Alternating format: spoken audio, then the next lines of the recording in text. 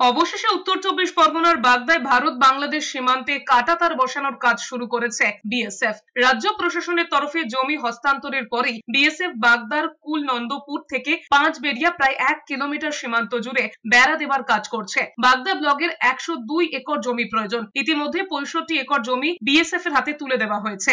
বাকি জমিও দ্রুত হস্তান্তর করা হবে। স্থানীয়রা বহুদিন ধরেই বেড়া দেবার দাবি জানিয়ে আসছিলেন, কারণ খোলা সীমান্ত দিয়ে চোরাচালান, অনুপ্রবেশের মতো ঘটনা বাড়ছে। কাঁটাতার বসানো শুরু হওয়ায় কিছুটা হলেও চিন্তামুক্ত হয়েছেন বাসিন্দারা।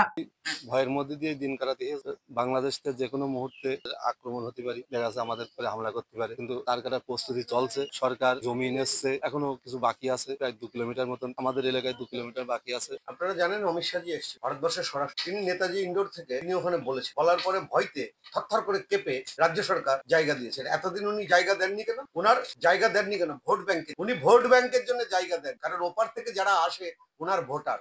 প্রয়োজনীয় যে জমি দেবার সরকার দেবার জন্যই বসে আছে, কিন্তু সেটা নেওয়ার কিছু পদ্ধতি আছে, সেই পদ্ধতিগতভাবেই নিতে হয়।